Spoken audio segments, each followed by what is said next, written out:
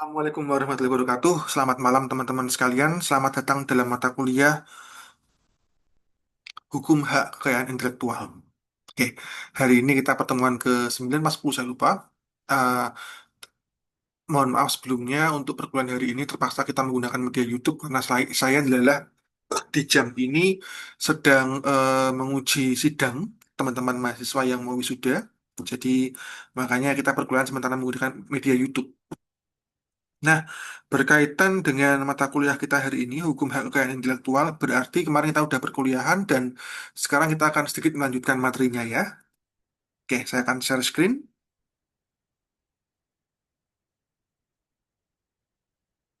Nah, oke teman-teman sekalian, kemarin kita sudah sedikit membahas mengenai merek ya, melanjutkan dan juga saya sempat sedikit menyinggung terkait dengan indikasi geografis.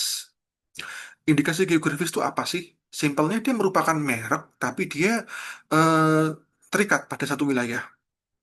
Nah, ini adalah tanda yang menunjukkan asal suatu barang dari satu wilayah tertentu yang kualitas, reputasi, atau karakteristiknya ditentukan oleh faktor geografis.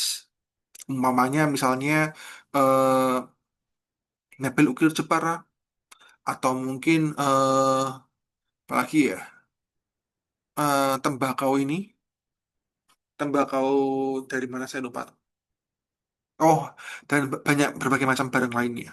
Oke, nah intinya selama dia ada eh, dia merupakan produk lokal yang memiliki nilai ekonomi tinggi ya dan juga merupakan produk asli sana itu dapat dilindungi oleh indikasi geografis. Landasan hukumnya dari apa? Dari Undang-Undang Nomor 20 Tahun 2016 tentang merek dan indikasi geografis, Peraturan Pemerintah Nomor 51 Tahun 2007 dan TRIPS Agreement. Jadi ini sejak awal udah diakui oleh TRIPS. Oh iya, kemarin mungkin di pertemuan pertama saya pernah membahas mengenai TRIPS. Jadi TRIPS itu apa sih? Trade Related Intellectual Property. Ya, jadi ini semacam kerangka peraturan internasional yang mengatur mengenai hak kekayaan intelektual. Jadi semua hak kekayaan intelektual yang kita akui hari ini di Indonesia itu semuanya berasal dari TRIPS awalnya. Mungkin saya akan jelaskan secara panjang lebar besok ya waktu sejarahnya terkait hak kekayaan intelektual di terakhir. Nah, kembali ke tadi. Ini indikasi geografis ini kenapa sih diperlukan? Karena memang banyak banget kita harus ngakui bahwa ketika misalnya nih kita datang ke suatu daerah tertentu, ada produk-produk yang nggak pernah lepas dari image kota tersebut atau daerah tersebut. Misalnya mungkin kalau misalnya kita bicara ke Tegal, ada tahu Tegal, Semarang ada tahu gimbal, dan berbagai macam jenis lainnya. Dan bagaimana kalau misalnya barang-barang tadi ini memiliki nilai ekonomi yang tinggi? Yang menjadi kayak ciri khas dari daerah tersebut. Nah, jadi sejarahnya itu sebenarnya kalau kita bicara mengenai eh, indikasi geografis ya, ini kenapa bisa masuk TRIPS karena memang pada waktu itu ada masukan dari Eropa untuk adanya konsep untuk melindungi produk mereka yang paling terkenal seluruh dunia, yakni keju Parmigiano Reggiano. Nah, ini gambarnya ya. Ini keju yang paling terkenal banget di dunia bahkan karena cuma diproduksi di satu wilayah ya.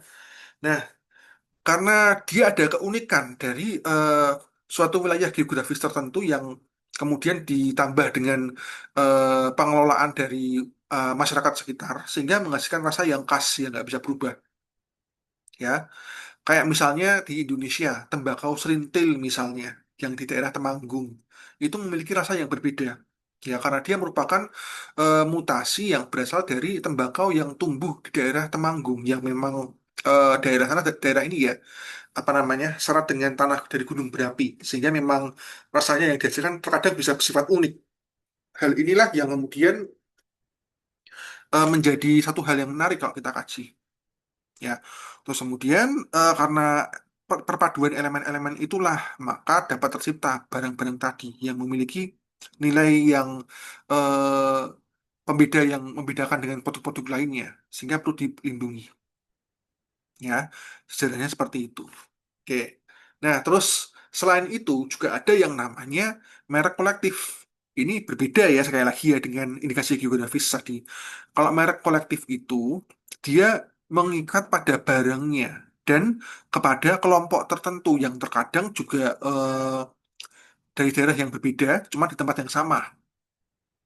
Saya ambil contoh, tahu aci murni misalnya dari Tegal itu mereknya kolektif. Jadi satu keluarga besar mereka menggunakan merek itu bareng-bareng. Jadi walaupun nanti pindah tempat ya nggak masalah. Ini berbeda dengan indikasi geografis ya. Di sini mereknya kolektif dimiliki bersama. Nah, ini jadi ya, merek kolektif adalah merek yang digunakan pada barang dan atau jasa dengan karakteristik yang sama, ya, mengenai sifat, ciri umum dan mutu barang atau jasa serta pengawasannya yang akan diperdagangkan oleh beberapa orang atau badan hukum secara bersama-sama untuk membedakan barang dan jasa dengan jenis lainnya. Nah, ini dapat diterima kalau misalnya dalam permohonan dengan jelas menyatakan bahwa merek tersebut adalah merek kolektif, ya. Nah, terus syaratnya apa? Ini sifat, ciri umum, mutu barang dan atau jasa yang akan diproduksi dan diperdagangkan harus jelas. Terus pengawasan atas penggunaan merek kolektifnya kayak gimana? Sanksinya kalau itu gimana? Nah, jadi eh kenapa ini diperlukan? Ini berbeda dengan indikasi geografis ya. Kalau indikasi geografis itu kan cuma melekat pada satu wilayah. Kalau yang merek kolektif ini dapat nyebar di mana-mana.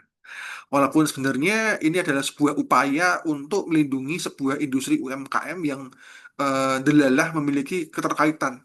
Ya, mungkin keluarga kayak saya cerita tadi, tahu murni misalnya. Ya, ini sebenarnya nggak melekat pada daerah Tegal. Ya, bahkan tahu murni juga dijual di Semarang. Ya, masalahnya kenapa? Ya karena tahu murni ini yang jual biasanya adalah keturunannya dari si penemu awal. Hal yang sama juga kita bisa lihat dalam berbagai jenis ya. Walaupun sebenarnya, ya ini makanya, walaupun sebenarnya kemudian merek kolektif ini kalah dengan yang namanya franchise. Ya, franchise itu apa? Kembali ke tadi, ya. Kalau merek itu ada yang namanya franchise. Jadi kalian menggunakan nama merek tadi, selesai. Meskipun demikian, apa masih ada kok beberapa yang masih menggunakan merek kolektif ini, ya.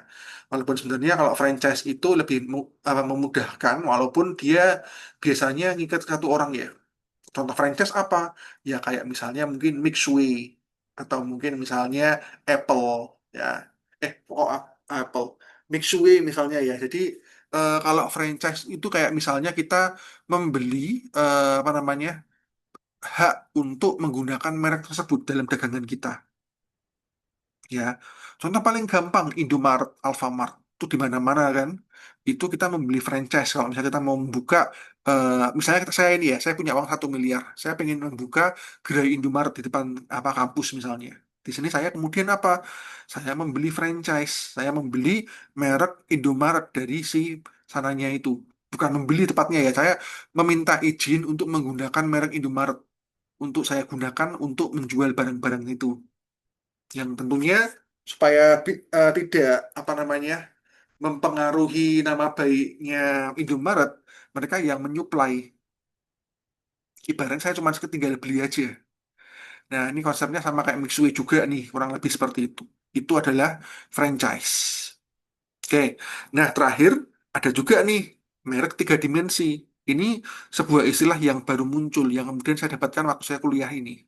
Nah, jadi apa sih itu merek 3 dimensi? Kita bisa lihat nih.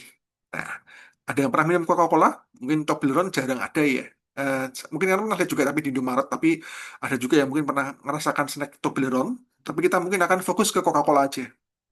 Coca-Cola, ya. Kita kalau bicara mengenai merek itu kan kita bicara mengenai gambar ataupun warna ataupun sebuah teks, sebuah desain ya seperti itu, yang biasanya 2 dimensi.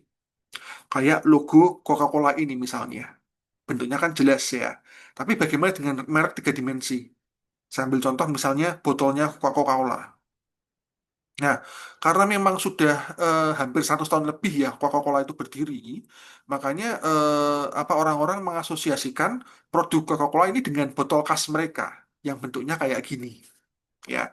Terus kenapa Pak ini penting? Karena sekali lagi kita bicara mengenai produk ya, orang itu bisa mengasosiasikan produk itu dengan apa namanya bentuknya juga ternyata. Kayak misalnya Toblerone juga bentuknya segitiga seperti ini, ya. Ini coklat ya sekali lagi ya.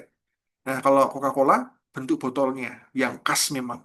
Di sini kemudian makanya kalau misalnya ada orang yang mencoba meniru botolnya Coca-Cola dapat digugat.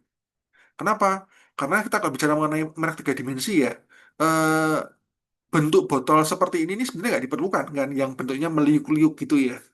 Ada liukannya kan di sini, nggak diperlukan. Kenapa kok ditiru? Ya karena ada nilai tambahnya. Bisa membuat orang mengasosiasikan produk ini dengan Coca-Cola, walaupun logonya beda. Nah, tapi sayangnya di Indonesia ini masih belum diberlakukan. Ya, di Indonesia masih belum ada. Jadi masih di luar negeri ya. Cuman ada beberapa apa namanya pengusaha-pengusaha yang mencoba untuk melobi supaya ada pengaturan merek tiga dimensi dalam pembaharuan undang-undang hak merek dan indikasi geografis. Nah, itu kira-kira tentang merek. Kalau misalnya ada pertanyaan silakan saya ajukan ya. Nah, itu barusan tentang merek nih. Sekarang bagian ketiga dan yang nggak kalah pentingnya. Kita kalau bicara mengenai hak kekayaan intelektual itu sebenarnya ada tiga elemen yang nggak bisa tergantikan. Kalau tadi pertama cipta yang udah kita bahas panjang lebar, terus kemudian merek, yang ketiga adalah apa? Maaf, paten. Nah, paten.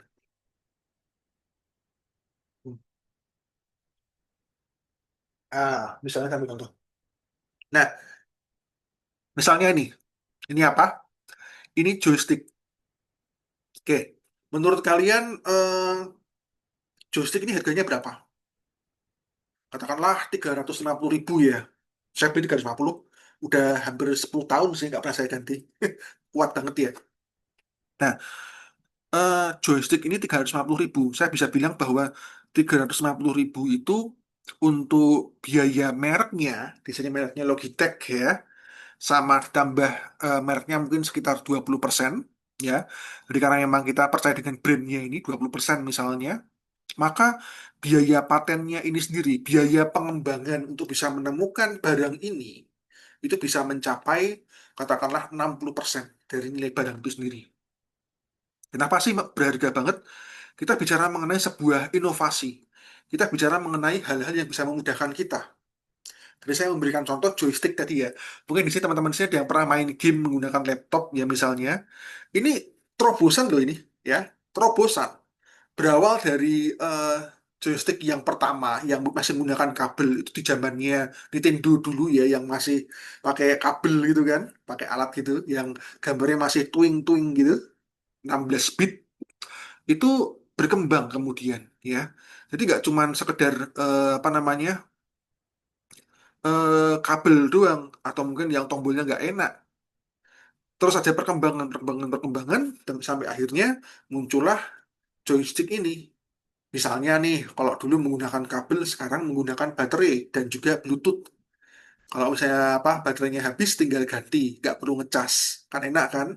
Terus misalnya Bluetooth-nya, bagaimana caranya supaya bisa dia zero latency, jadi nggak ada apa namanya jeda antara kita menekan tombol dengan karakter kita bergerak dalam game di PC kita, atau mungkin dalam hal tombolnya supaya bisa enak seperti apa, bagaimana tuh haptiknya bisa kerasa. Terus juga sekarang kan juga ada kan stick yang bisa apa kalau kita main game bisa bergetar seperti itu juga ada inovasinya di sini. Nah, terkadang inovasi ini muncul ya. Bukan terkadang ya, memang inovasi ini muncul kenapa? Karena inovasi ini dapat memudahkan manusia. Intinya seperti itu. Nah, karena dapat memudahkan manusia inilah makanya perlu dilindungi. Sambil contoh nih, yang baru-baru ini sedang viral. Bubu apa? Bobby Boss ya. Ada yang pernah dengar? Nah, Bobby Boss ini yang baru-baru ini sedang viral nih dikatakan sebagai sebuah bahan bakar minyak BBM yang eh, diklaim menggunakan bahan-bahan nabati dengan tingkat efisiensi 40% lebih dan lebih murah daripada Pertamax sekalipun. Ini luar biasa banget. Kok bisa? Kenapa bisa seperti ini?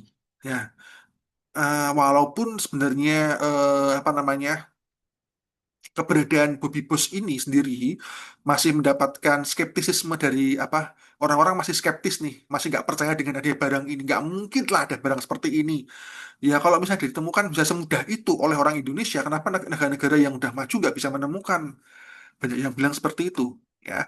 Tapi di sini saya mau menyorotinya adalah apa? Kalau memang benar barang ini bisa ya mengurangi katakanlah efisien apa lebih efisien daripada Pertamax ya. Mungkin Pertamax 1 liter tuh 10 kilo, kalau ini bisa 14 kilo misalnya sekali tempuh, atau mungkin harganya lebih murah. Kalau Pertamax itu 12.000, maka ini cuma 6.000 rupiah.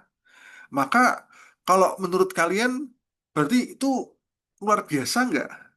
Kalian kayak lebih tertolong kan? Orang-orang akan lebih mau membeli barang itu kan, Bobby Boss daripada Pertamax kan. Nah, inilah makanya harus dilindungi menggunakan paten.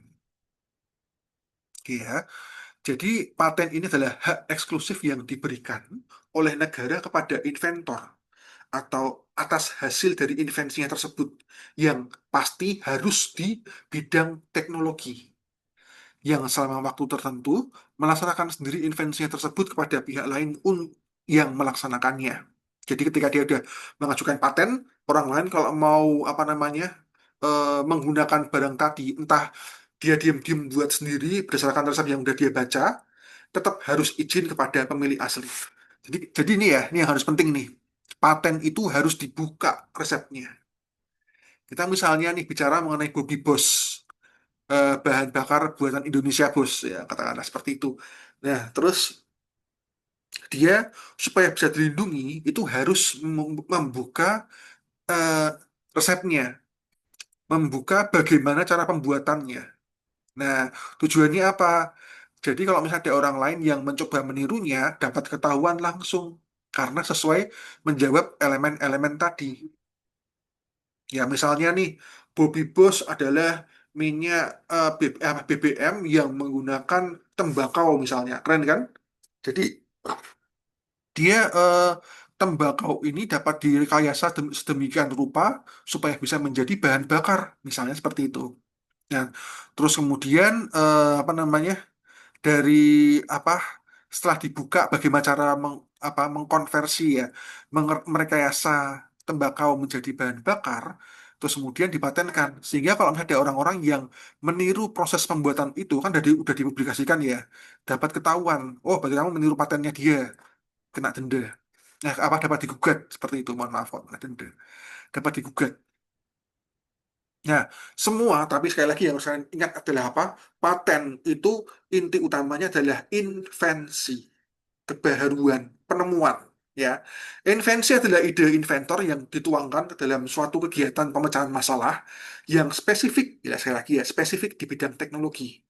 Nah, dia dapat berupa apa? Produk atau proses atau penyempurnaan dan pengembangan produk atau proses. Yang mau saya tekankan di sini adalah apa? Produk dan proses. Produk jelas, ya.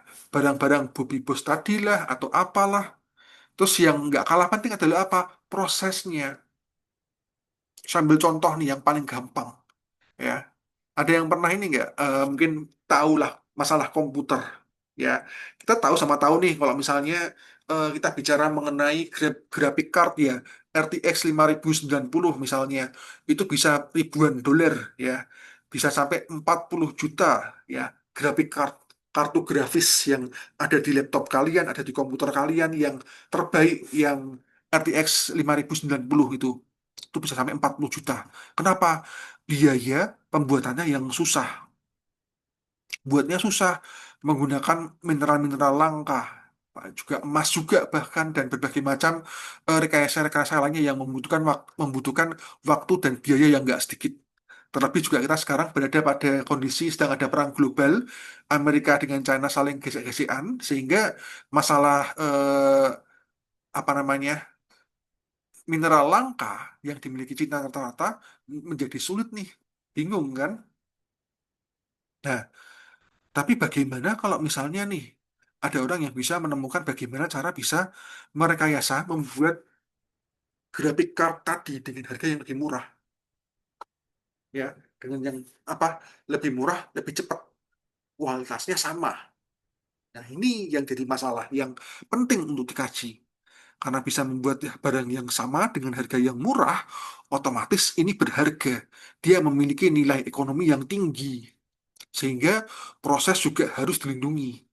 Ya, Nah, inventor ini adalah orang yang secara sendiri atau beberapa orang bareng-bareng melaksanakan ide tadi.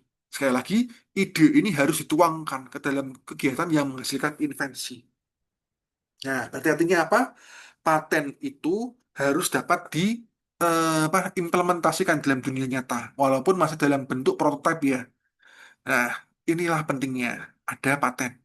Terus kemudian ketika udah jadi, nah selanjutnya yang nggak kalah penting adalah apa? Lisensi, yakni izin yang diberikan oleh pemegang paten kepada pihak lain berdasarkan perjanjian pemberian hak untuk menikmati manfaat ekonomi dari suatu paten yang diberi pelindungan dalam jangka waktu dan syarat tertentu. Sama dengan merek, sama dengan hak cipta. Ada lisensinya di sini. Ya, kalau yang pemilik lisensi namanya lisensor, orang yang menggunakan lisensi tadi. Itu adalah paten. Nah, paten itu ada dua, ya teman-teman sekalian. Paten itu ada dua.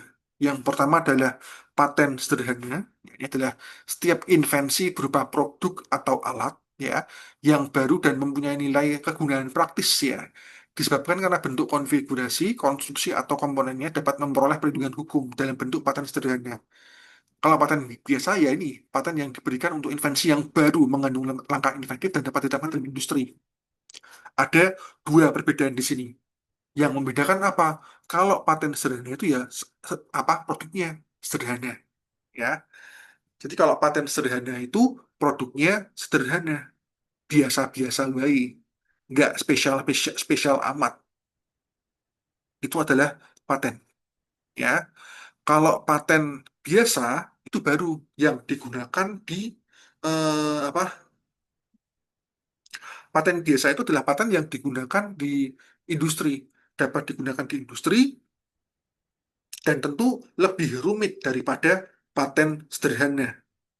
Contoh yang paling gampang lah, paten sederhana itu dapat berupa misalnya nih, ini contoh, paten sederhana ya, sederhana. Ini barangnya sederhana banget ya, inovasinya sederhana tapi sangat membantu ya. Misalnya bolpen, ya, ini paten sederhana, bukan bolpennya, tapi apa? Tutupnya, ya. Nah, tutupnya ini, ya, kelihatan nggak ya? Kelihatan ya? Nah, tutup ini adalah inovasi. Tapi inovasi yang sederhana, cuman sangat bermanfaat banget. Kenapa? Kalau dulu orang nulis menggunakan pulpen, ya udah. Kalau misalnya mereka taruh harus ditaruh di tempat yang tertentu sehingga ribet.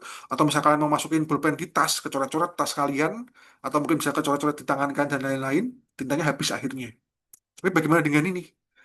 Dengan adanya inovasi sederhana ini berupa tutup pulpen, tinggal ditutup, selesai.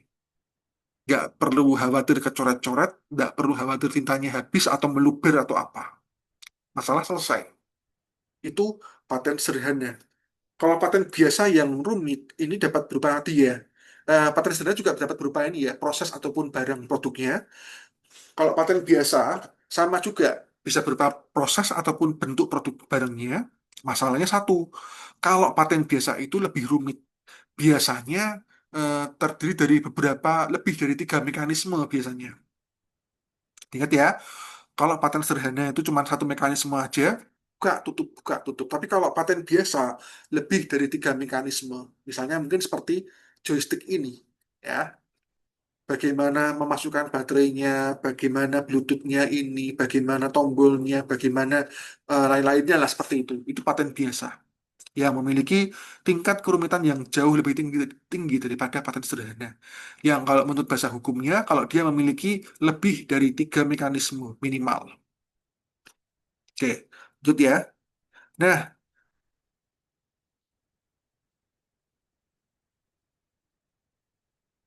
oke, lanjut ya. Nah, jadi apa?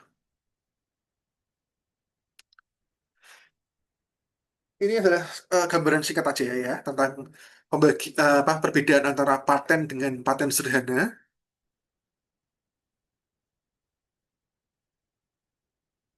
Maaf, maaf, bentar.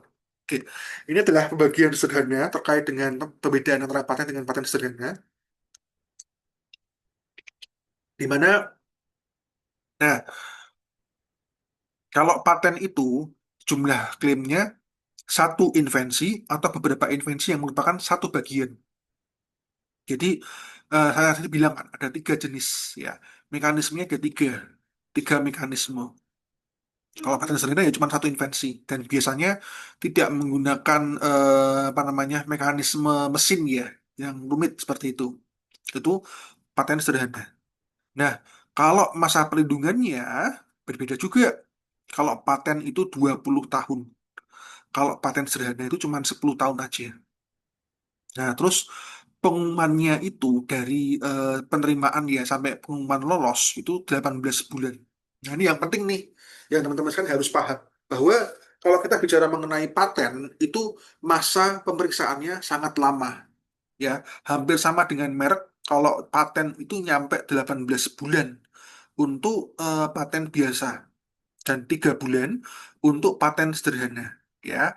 Kalau yang gampang-gampang lah 3 bulan. Tapi kalau yang ribet itu ini 18 bulan. Terus kemudian ada juga nih masanya 6 bulan untuk mengajukan keberatan. Jadi kalau misalnya ada orang lain yang merasa, loh itu patenku nih. Nah itu 6 bulan. Jadi, kalau udah lebih dari itu ya nggak bisa. Kalau yang paten sederhana 3 bulan. Nah, terus apa sih yang diperiksa? Pertama adalah kebaruannya, novelty. Langkah inventifnya apa sih ini? Apa yang membuat ini berharga?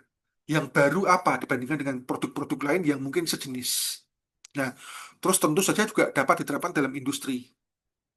Nah, ini sama dengan paten sederhana ya, kurang lebih sama sih ya. Terus kemudian, nah ini, oh maaf maaf, bukan 18 bulan ya, itu pengumumannya doang ya. Kalau pemeriksaan substantifnya itu 36 bulan, maaf ya. Kalau yang paten 36 bulan pemeriksaan, kalau paten sederhana 24 bulan pemeriksaan. Ya, kalau yang paten produk dan proses, kalau paten sederhana produk dan alat. Mau dikoreksi ya, dia ada sedikit kesalahan. Kalau yang paten itu produk dan prosesnya, kalau paten sederhana itu produk dan alat. Barangnya doang. Nah, oke, ini dasar hukumnya, tadi sudah saya sebutkan. Terus, nah, invensi dapat dipandangkan jika invensi tersebut apa? Baru mengandung langkah inventif dan dapat diterapkan dalam industri. Tadi sudah kita bahas ya. Dan yang nggak boleh apa sih? Nah, sekarang ini. Yang nggak boleh apa? Yang nggak boleh di apa namanya diajukan paten. Ya, ini adalah proses atau produk yang pengumuman dan penggunaan atau pelaksanaannya bertentangan dengan peraturan undang-undangan yang berlaku, moralitas juga agama, ketertiban umum dan kesusilaan. Terus juga metode pemeriksaan, perawatan, pengobatan dan atau pembedahan yang diterapkan terhadap manusia dan atau hewan. Tidak boleh nih. Jadi ada apa namanya testing yang melanggar sifat-sifat apa kemanusiaan ya seperti itu. Terus juga teori dan metode di bidang ilmu pengetahuan dan matematika. Jadi teorema nggak boleh. Misalkan menemukan rumus matematika tak dapat diajukan paten. Ya, itu karena berhubungan dengan ilmu pengetahuan. Tapi kalau itu bisa diterapkan dalam industri, baru bisa diajukan paten. Tapi dia masih berupa teori sih ya, belum bisa diterapkan ya. Tapi kalau dia bisa diterapkan dalam ini industri ya bisa sih. Terus juga makhluk hidup nih juga nih. Kalau misalnya patennya adalah paten untuk menciptakan makhluk hidup ya, kecuali dasar teknik serta proses biologis yang esensial untuk memproduksi tanaman atau hewan, kecuali proses non biologis atau proses mikrobiologis itu tidak dapat diajukan paten. Nah, kira-kira seperti itu, teman-teman sekalian. Kalau misalnya ada pertanyaan, monggo ya. Nah, di sini berkaitan dengan paten, kira-kira itu aja yang mau saya berikan hari ini. Ya, selanjutnya berkaitan dengan perkuliahan hari ini, kita seperti biasa ada kuis. Cuman kuis ini cukup panjang. Kenapa? Ya, karena kuis yang saya ajukan apa untuk tugas ya, berarti tugas apa hari ini waktu pengumpulannya sampai minggu depan. Artinya apa? Minggu depan tidak ada perkuliahan, kalian cukup membuat tugas ini aja. Yang akan kita bahas minggu depannya lagi. Nah kan? Ya. Jadi apa sih tugasnya? Oke, jadi teman-teman sekalian yang namanya paten itu tadi itu saya jelaskan bahwa dia itu elemen utama adalah invensi, kebaharuannya, barangnya ya. Kita harus bisa menjabarkan barang ini sedetail mungkin, menunjukkan apa kelebihannya. Nah, ini poin pentingnya. Oke. Nah, maka dari itu kemampuan untuk mendeskripsikan barang ini menjadi sangat ini ya, krusial banget. Bagaimana kita bisa mendeskripsikan barang sedetail mungkin dan meng-highlight ya untuk kelebihan barang ini apa supaya bisa dilindungi oleh hukum. Sambil contoh, apa ini barang yang wajib dimiliki oleh anak kos. Ya, kayak saya juga nih, saya punya soalnya sebagai anak kos yang sejati ya, saya memiliki barang ini. Apakah itu? Mari kita lihat deskripsinya. Benda apa ini? Alat rumah tangga yang dirancang untuk memasak beragam jenis beras melalui pengaturan panas otomatis. Perangkat ini secara umum terdiri dari wadah ya, pemanas berbentuk silinder dengan lapisan isolasi termal ya tahan panas, panci dalam atau inner pot yang dapat dilepas serta dilapisi material anti lengket, anti panas, anti lengket dan satu atau lebih elemen pemanas listrik yang diposisikan di dasar sisi dalam rumah perangkat. Ada sensor thermal, umumnya berupa termistor atau bimetal switch, dipasang secara presisi pada bagian dasar untuk mendeteksi suhu aktual panci dalam dan memberikan umpan balik kepada rangkaian kontrol. Bagian luar dilengkapi dengan panel kendali yang berisi tombol, fungsi, indikator lampu, LED, serta pengatur waktu. Dalam operasinya, alat ini memanaskan air dan beras melalui elemen pemanas tadi ya, sehingga tercapai temperatur didih. Lalu, mempertahankan tingkat pemanasan tertentu untuk memastikan proses penyerapan air terjadi secara merata. Ketika sensor mendeteksi bahwa seluruh air telah terserap, suhu mulai melewati ambang yang ditentukan. Rangkaian kontrol akan secara otomatis mengalihkan mode dari cooking ke keep warm. Nah, mekanisme pengalihan ini mengandalkan kombinasi sensor dan algoritma kontrol sederhana yang membatasi daya listrik untuk menjaga suhu tetap stabil pada kisaran 60-75, sehingga nasi tetap hangat tanpa menyebabkan pengeringan berlebihan. Beberapa varian implementasi dapat mencakup mikroprosesor dengan profil pemasakan berbeda, memungkinkan penyesuaian untuk jenis beras bahkan ya, tekstur dan atau fungsi memasak lainnya seperti bubur dan kukusan. Nah, struktur internal perangkat juga mencakup sistem ventilasi uap. Ya, ada uap, ada ini, ada ventilasi untuk ngeluarin uapnya itu kalau berlebihan dan yang dirancang untuk mengalihkan tekanan berlebih keluar dari ruang pemanasan sekaligus mencegah kondensasi berlebihan pada penutup. Nah, tutup perangkat dapat berupa tutup engsel atau tutup lepas. Masing-masing diperkuat dengan gasket silikon untuk meminimalkan kebocoran panas. Ya, rumah perangkat dibuat dari bahan plastik tahan panas dan logam ringan guna memastikan ketahanan terhadap temperatur tinggi dan meminimalkan deformasi.